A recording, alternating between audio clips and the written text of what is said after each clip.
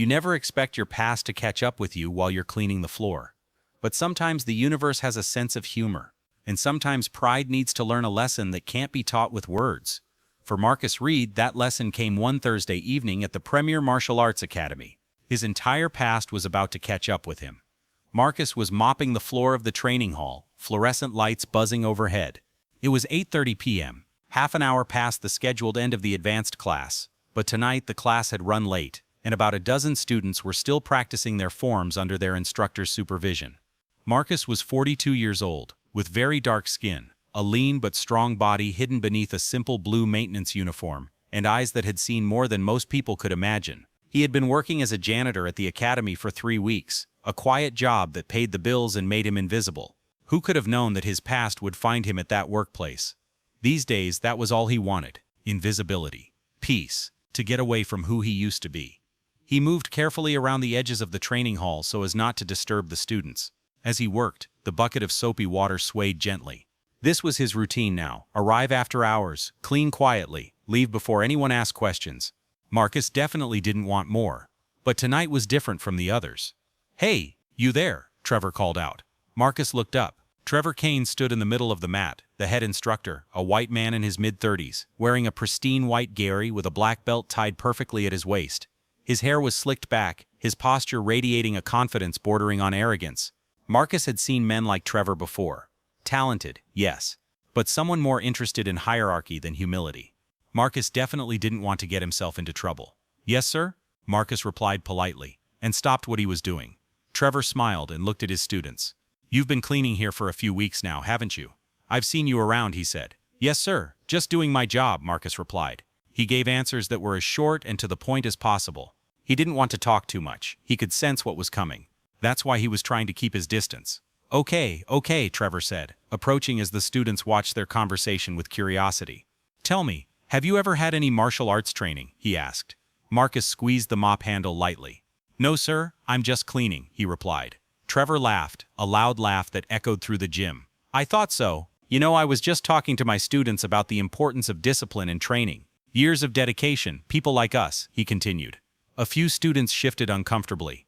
A young Asian woman standing in the back, her brown belt neatly tied, exchanged glances with her training partner. Marcus said nothing. He had learned long ago that the best response to provocation was often silence, so he just tried to do his job. "Actually," Trevor continued, warming up his audience, "why don't we put on a little show?" he asked. "You know, let's show everyone here what happens when someone who hasn't trained steps onto the mat with a real martial artist." His intention was clear. He just wanted to humiliate Marcus. But there was one thing he didn't know. That truth was about to come out. "I'd rather not, sir. I have work to finish," Marcus politely declined the offer. Trevor was determined. "Come on." Trevor's smile widened. "It's just a friendly demonstration. 5 minutes. It will be educational for my students. They need to understand the difference between trained and untrained." But Marcus knew what his real intention was. He didn't care about any students.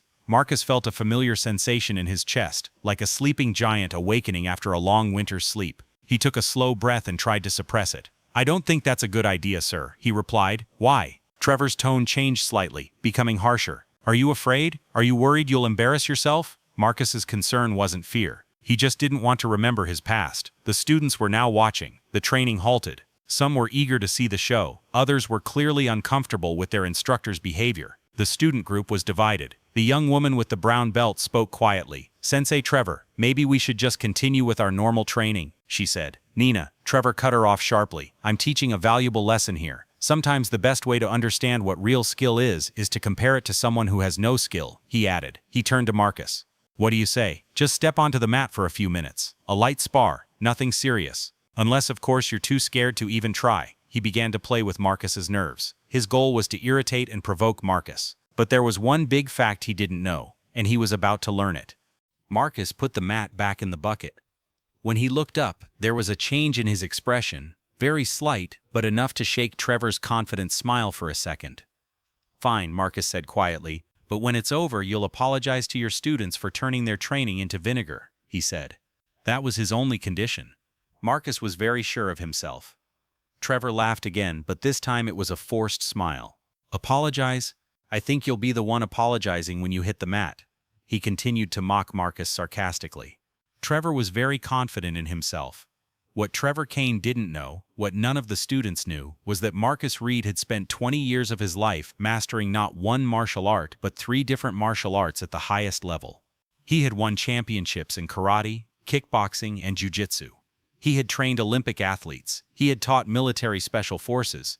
Marcus had an incredible background. Trevor was about to face this shocking truth. However, 15 years ago, during a particularly intense training session, he had accidentally injured his training partner so severely that the man spent 6 months in rehabilitation. The guilt had been overwhelming. Marcus had withdrawn from competitions, teaching, everything. He had sworn never to fight again. But Trevor had truly pushed Marcus to his limits.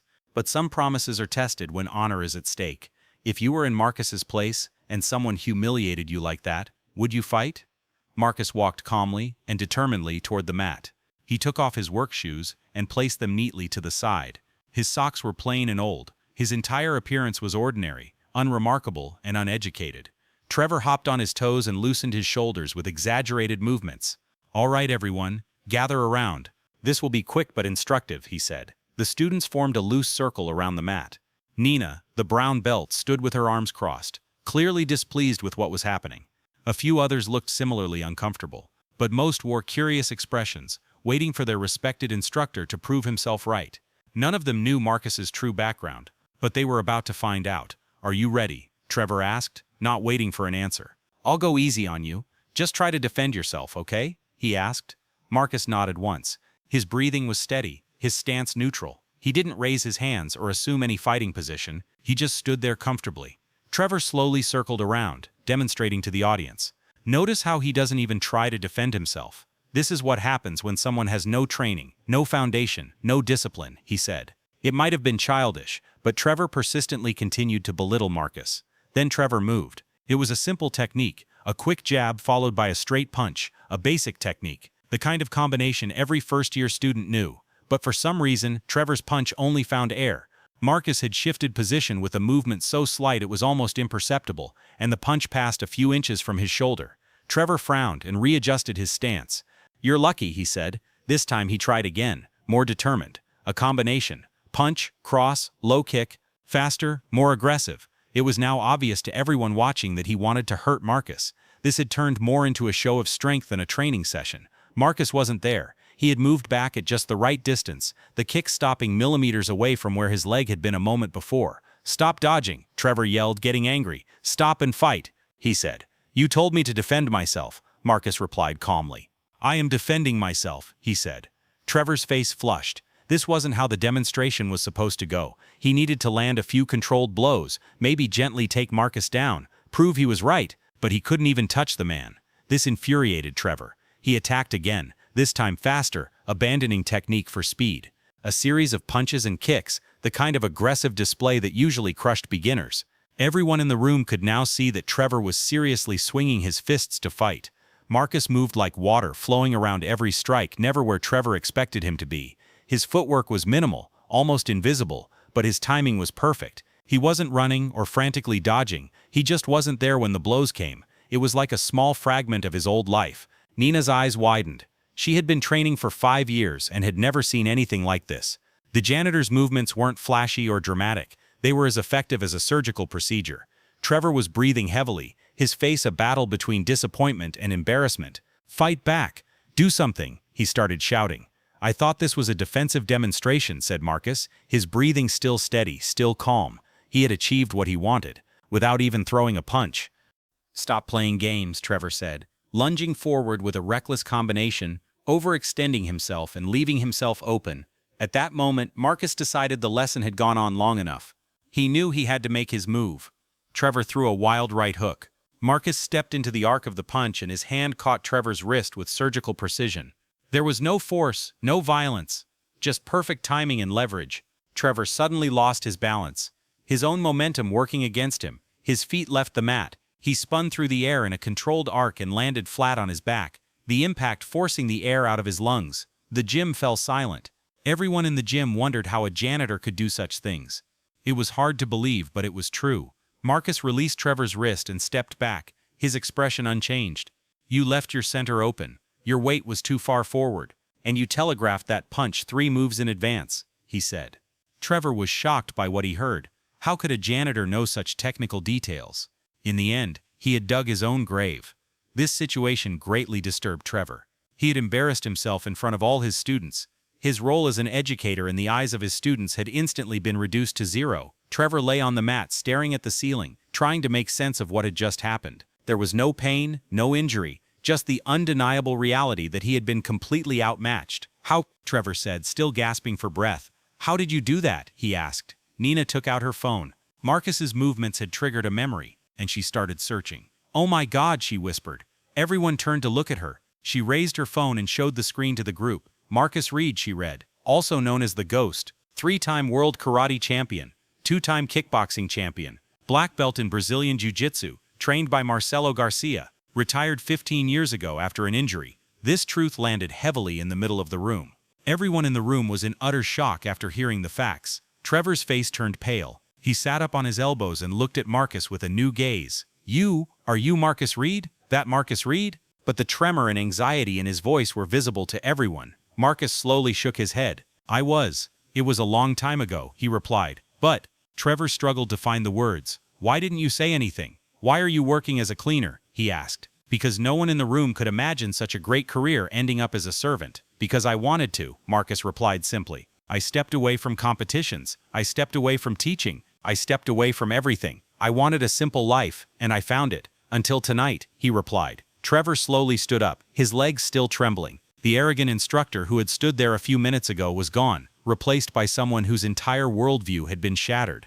I'm sorry," Trevor stammered. "If I had known who you were," he continued. "If you had known, would you have treated me with respect?" Marcus gently interrupted. "Or would you have looked for another janitor to look down on? Someone without the ability to defend themselves?" he asked, posing painful questions. Everyone else in the room understood how valid that question was. The question hung in the air like smoke. Trevor's mouth opened then closed. He had no answer. Nina stepped forward, her voice firm. "Sensei Trevor, I have been training here for 5 years. I respect your teaching. But what I just witnessed was not teaching. It was bullying under the guise of teaching," she said clearly. The other students began to murmur their agreement. The spell of Trevor's authority was broken. No one in the room respected him anymore. Everyone realized that what he had done was wrong. "You're right," Trevor finally said, his voice just above a whisper. He looked at his students and saw the disappointment on their faces. "You're right. I was trying to make myself look good at someone else's expense. Martial arts are not about that," he said. He turned to Marcus. "Mr. Reed, I sincerely apologize, to you and to everyone here. I have no excuse for my behavior," he said. Marcus nodded and accepted the apology with the same kindness he had shown throughout this whole incident.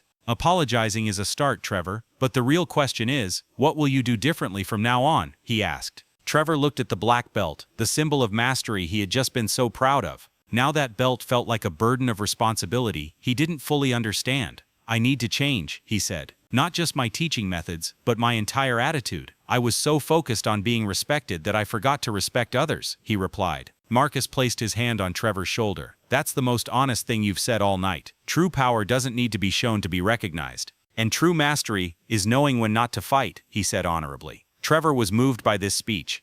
One of the students, a young man wearing a green belt, hesitantly raised his hand. "Mr. Reed, would you consider teaching us? Even just one lesson? I think we could learn a lot from you," he asked politely. Marcus was about to give his standard answer of refusal to anything related to teaching martial arts. But then he looked at the faces watching him. These students hadn't wanted to participate in Trevor's demonstration. They were genuinely eager to learn, not to feed anyone's ego. "Perhaps," Marcus said slowly, "but not fighting techniques. Something more important, the philosophy behind martial arts. Discipline, respect, the responsibility that comes with knowledge," he said. Nina's eyes lit up. "I would love that. We all would," she said. Trevor cleared his throat. "Mr. Reed, if you'd like, I'd be honored to have you as a guest instructor. It's clear I have a lot to learn," he said. Everyone in the room wanted to benefit from Marcus's knowledge. Marcus thought about it. For 15 years, he had avoided anything related to his past. But maybe, just maybe, it was time to stop running from his past and start using that experience for something positive. He looked at the students in the hall. He thought he could teach them everything he knew. "Okay," he agreed. "One lesson, next Thursday evening, but I'll still be working as a janitor the rest of the week. I like my quiet job," he replied. The students applauded. Even Trevor managed a sincere smile. No arrogance, just humility and relief. When the class dispersed after the lesson, Nina approached Marcus. "Mr. Reed, can I ask you something? Why did you really quit the competition?" Articles online mention an injury incident, but the details are unclear. Marcus was silent for a moment, a distant look on his face. 15 years ago, I was training with my best student. I pushed too hard to prove something. I was too aggressive. He fell badly and struggled to recover for 6 months. That's when I realized that knowing how to hurt people and knowing when to use that knowledge are not the same thing. That's why I stepped away. But you could have been more careful. No, Marcus gently interrupted.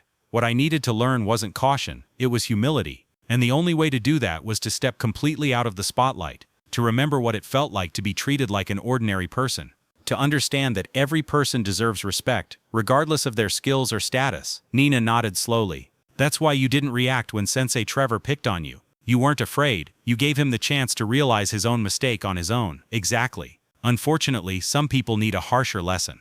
The following Thursday, the gym was packed. Word had spread that Marcus Reed was coming, and students from other martial arts schools had asked permission to attend. Even Trevor's teacher, Master Chen, the academy's owner, had come out of curiosity to see the legendary fighter who had been sweeping the floor for 3 weeks. Marcus stood at the front of the mat, still wearing his maintenance uniform. He had refused to change, explaining that clothes did not make the martial artist. "Thank you all for coming," he began, his voice echoing easily in the quiet room. "Tonight, I won't be teaching you new kicks or punches. I'm going to tell you a story about what happens when ego takes over discipline." For the next hour, Marcus talked about his career, his victories, his championships, and the event that ended it all. He talked about the danger of seeing martial arts as a tool of domination rather than self-improvement. He explained that true power comes not from showmanship, but from restraint. "Last week," Marcus said, his gaze briefly resting on Trevor, "someone challenged me to prove myself, to show what a true martial artist is like. But the truth is, I had nothing to prove. My value as a human being doesn't come from my skills or my achievements. It comes from how I treat others when no one is watching, when there's nothing to gain." Trevor stood at the back of the room, listening intently. Last week had been difficult. Several students had left the academy, and his reputation in the local martial arts community had taken a serious hit. Some people had seen Nina's video. Nina had later removed the video at Marcus's request. Damage had been done. But Trevor had used that week to reflect. He had reached out to former students he had treated badly and apologized without excuses. He had started volunteering at a community center, offering free self-defense classes to people who couldn't afford academy fees. Small steps, but steps nonetheless. After class, Master Chen approached Marcus. "Mr. Reed, when I hired you, I didn't know who you were. I'm ashamed that it took this incident for me to realize your value." "Don't be ashamed," Marcus replied. "You hired me because I needed a job, and you gave me one. That's what respect is, treating someone well not because of their resume, but because they are human." Master Chen nodded thoughtfully. "Would you consider a permanent teaching position? Not to replace Trevor, but in addition to our program. We need someone to teach what you taught tonight, both the technique and the character." Marcus looked at the gym, a place where he had been invisible for 3 weeks, yet undeniable for 1 night. Maybe that was why he had come here. Maybe the universe had a sense of humor. "Okay," he said finally, "but I'll keep doing the cleaning. Cleaning keeps me humble. Besides, when Trevor's turn comes, we'll need someone to make sure he mops properly." The room erupted in laughter. Even Trevor smiled. 3 months later, the Premier Martial Arts Academy had completely transformed. Marcus's Thursday night philosophy classes were the most popular, drawing students from all over the city. Trevor had become a student in these classes, and was slowly regaining his reputation through genuine change rather than ego-driven behavior. Nina earned her black belt and became Marcus's assistant instructor. She was skilled at teaching the mental discipline Marcus emphasized to beginners, meeting students where they were and respecting their journey. One evening after class, Trevor approached Marcus while packing up the equipment.